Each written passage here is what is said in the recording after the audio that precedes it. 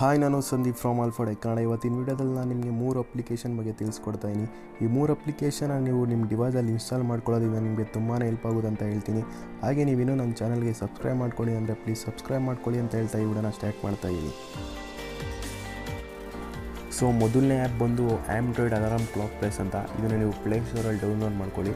ಇದು ನಿಮ್ಮ ಮೊಬೈಲಲ್ಲಿ ಇನ್ಸ್ಟಾಲ್ ಆಗಿರೋ ಡಿಫಾಲ್ಟ್ ಅಲಾರಾಮ್ ಕ್ಲಾಕ್ಗಿಂತ ಸ್ಮಾರ್ಟ್ ಅಂತ ಹೇಳ್ಬೋದು, ಯಾಕಂದರೆ ಇದರಲ್ಲಿ ನಿಮಗೆ ಜಾಸ್ತಿ ಫೀಚರ್ಸ್ ಸಿಗುತ್ತೆ. ಸೊ ನೀವು ಇವಾಗ ಇದರಲ್ಲಿ ಅಲಾರಾಮ್ನ ಸೆಟ್ ಮಾಡ್ಕೊಂಡಿರ್ತೀರ, ಬಟ್ ಆ ಅಲಾರಾಮ್ ಬಂದು ನಿಮಗೆ ಯಾವಾಗ ರಜೆ ಇರುತ್ತೋ ಆವಾಗ ಅದು ಆಫ್ ಆಗಿರಬೇಕು, ಅದು ಆಟೋಮೆಟಿಕ್ಕಾಗಿ. ಸೊ ನಿಮ್ಗೆ ಇದರಲ್ಲಿ ಒಂದು ಆಪ್ಷನ್ ಇದೆ ಆಫ್ ಡೇ ಅಂತ, ಅದನ್ನು ಅನೇಬಲ್ ಮಾಡ್ಕೊಳ್ಳೋ ಮುಖಾಂತರ ನೀವು ಅಲಾರಾಮ್ನ ಆಫ್ ಮಾಡ್ಕೋಬೋದು, ಅದು ಆಟೋಮೆಟಿಕ್ಕಾಗಿ. ಸೊ ಆಫ್ ಡೇ ಆಪ್ಷನ್ನ ಹೇಗೆ ಅನೇಬಲ್ ಮಾಡ್ಕೊಳ್ಳೋದು ಅಂದರೆ, ಇಲ್ಲಿ ಕಾಣೋ 3 ಡಾಟ್ ಐಕಾನ್ ಮೇಲೆ ಕ್ಲಿಕ್ ಮಾಡ್ಕೊಳ್ಳಿ. ಕ್ಲಿಕ್ ಮಾಡ್ಕೊಂಡಾದ್ಮೇಲೆ ಆಫ್ ಡೇ ಮೇಲೆ ಕ್ಲಿಕ್ ಮಾಡ್ಕೊಳ್ಳಿ. ಕ್ಲಿಕ್ ಮಾಡ್ಕೊಂಡಾದ್ಮೇಲೆ ಇಲ್ಲಿ ಕಾಣೋ ಪ್ಲಸ್ ಐಕಾನ್ ಮೇಲೆ ಕ್ಲಿಕ್ ಮಾಡ್ಕೊಳ್ಳಿ. ಸೊ ನಿಮ್ಗಲ್ಲಿ 3 ಆಪ್ಷನ್ಸ್ ಕಾಣಿಸುತ್ತೆ. ಸೊ ನೀವು ಕ್ಯಾಲೆಂಡ್ರನ್ನ ಡೌನ್ಲೋಡ್ ಕೂಡ ಮಾಡ್ಕೋಬೋದು, ಅಥವಾ ನಿಮ್ಮ ಜಿಮೇಲಿಂದ ಇಂಪೋರ್ಟ್ ಕೂಡ ಮಾಡ್ಕೋಬೋದು, ಅಥವಾ ನಿಮಗೆ ಯಾವತ್ತು ಈ ಅಲಾರಾಮ್ ಆಫ್ ಆಗಿರಬೇಕೋ ಆ ದಿನನ ಸೆಟ್ ಮಾಡ್ಕೋಬೋದು. ಸೊ ನಾನು ಇವಾಗ ಡೌನ್ಲೋಡ್ ಮಾಡ್ಕೋತಾ ಇದ್ದೀನಿ. ಡೌನ್ಲೋಡ್ ಮೇಲೆ ಕ್ಲಿಕ್ ಮಾಡ್ಕೊಂಡಾದ್ಮೇಲೆ ನೀವು ಇಲ್ಲಿ ಕಂಟ್ರಿನ ಸೆಲೆಕ್ಟ್ ಮಾಡ್ಕೋಬೇಕಾಗುತ್ತೆ. ಸೊ ನಾನು ಇಲ್ಲಿ ಇಂಡಿಯಾನ ಸೆಲೆಕ್ಟ್ ಮಾಡ್ಕೋತಾ ಇದ್ದೀನಿ.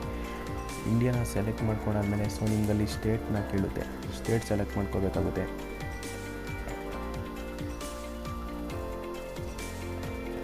ಸೊ ಇವಾಗ ಇದು ಸ್ಟೇಟ್ ಕೇಳ್ತಾ ಇದೆ. ಸೊ ನೀವು ಕರ್ನಾಟಕ ಸೆಲೆಕ್ಟ್ ಮಾಡಿಕೊಂಡೆ. ಸೊ ನೀವು ನೋಡ್ಬೋದು ಕ್ಯಾಲೆಂಡ್ರ್ ಆ್ಯಡ್ ಆಯಿತು. ಸೊ ಅಥವಾ ನೀವು ಇಂಪೋರ್ಟ್ ಕೂಡ ಮಾಡ್ಕೋಬೋದು ಜಿಮೇಲಿಂದ, ಅಥವಾ ನಿಮಗೆ ಯಾವ ದಿನ ಅಲಾರ್ಮ್ ಆಫ್ ಆಗಿರಬೇಕೋ ಆ ದಿನನ ಆ್ಯಡ್ ನ್ಯೂ ಆಫ್ ಡೇ ಮುಖಾಂತರ ನೀವು ಅನೇಬಲ್ ಮಾಡ್ಕೋಬೋದು. ಸೊ ನೀವು ಇವಾಗ ಯಾವುದಾದ್ರು ಪ್ಲೇಸಸ್ಗೆ ವಿಸಿಟ್ ಮಾಡ್ತಿರ್ತೀರ, ಬಟ್ ನಿಮ್ಗಲ್ಲಿ ಅಲಾರಾಮ್ ಬಂದು ಆನ್ ಆಗಿರಬಾರ್ದು. ಸೊ ಅದಕ್ಕೆ ಇದನ್ನು ಹೇಗೆ ಆಟೋಮೆಟಿಕ್ಕಾಗಿ ಆಫ್ ಮಾಡ್ಕೊಳ್ಳೋದಂದರೆ, 3 ಡಾಟ್ ಐಕಾನ್ ಮೇಲೆ ಕ್ಲಿಕ್ ಮಾಡ್ಕೊಳ್ಳಿ. ಕ್ಲಿಕ್ ಮಾಡ್ಕೊಂಡಾದ್ಮೇಲೆ ಅಲ್ಲಿ ಪ್ಲೇಸಸ್ ಮೇಲೆ ಕ್ಲಿಕ್ ಮಾಡಿಕೊಂಡು ಇಲ್ಲಿ ಕಾಣೋ ಪ್ಲಸ್ ಐಕಾನ್ ಮೇಲೆ ಕ್ಲಿಕ್ ಮಾಡ್ಕೊಳ್ಳಿ.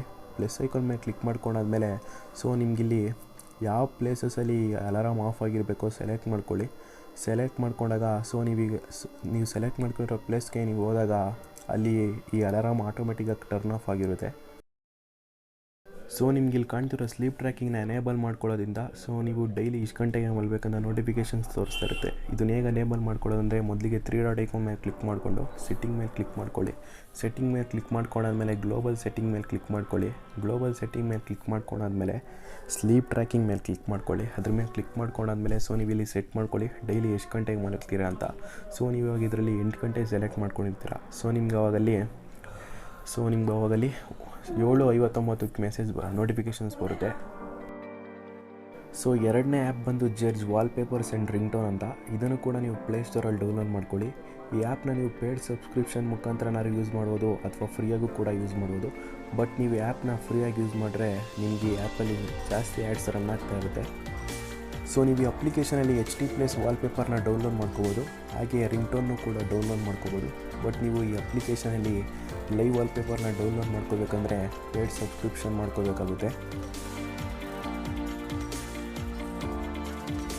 ಸೊ ನೀವು ಈ ಅಪ್ಲಿಕೇಶನಲ್ಲಿ ಕೆಟಗರಿ ಆಪ್ಷನ್ನ ಮುಖಾಂತರ ವಾಲ್ಪೇಪರ್ನ ಡೌನ್ಲೋಡ್ ಮಾಡ್ಕೋಬೋದು.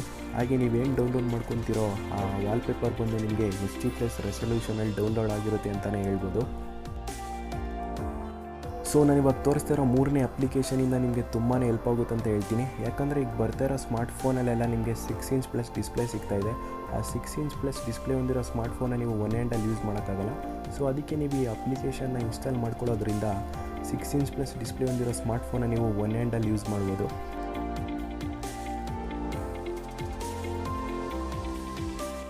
ಈ ಅಪ್ಲಿಕೇಶನ್ನ ಹೆಸರು ಬಂದು ರೀಚಬಿಲಿಟಿ ಕರ್ಸರ್ ಅಂತ. ಸೊ ನೀವು ಅವಾಗಲೇ ನೋಡಿರಿ ನನ್ನ ಕೈ ಫುಲ್ ಮೇಲ್ಗಡೆ ರೀಚ್ ಆಗ್ತಾಯಿರಲಿಲ್ಲ. ಸೊ ನಾನು ಈ ಅಪ್ಲಿಕೇಶನ್ನ ಇನ್ಸ್ಟಾಲ್ ಮಾಡ್ಕೊಂಡಿರೋದ್ರಿಂದ ನನ್ನ ಕೈನ ಫುಲ್ ಮೇಲ್ಗಡೆ ರೀಚ್ ಮಾಡ್ದೇ ಈ ಅಪ್ಲಿಕೇಶನ್ ಮುಖಾಂತರ ನಾನು ರೀಚ್ ಮಾಡ್ತಾಯಿದ್ದೀನಿ. ಸೊ ಈ ಅಪ್ಲಿಕೇಶನ್ನ ಹೇಗೆ ಅನೇಬಲ್ ಮಾಡ್ಕೊಳ್ಳೋದಂದರೆ, ಮೊದಲಿಗೆ ರೀಚಬಿಲಿಟಿ ಕರ್ಸರ್ ಅಪ್ಲಿಕೇಶನ್ ನೀವು ಪ್ಲೇಸ್ಟೋರಲ್ಲಿ ಇನ್ಸ್ಟಾಲ್ ಮಾಡ್ಕೊಳ್ಳಿ.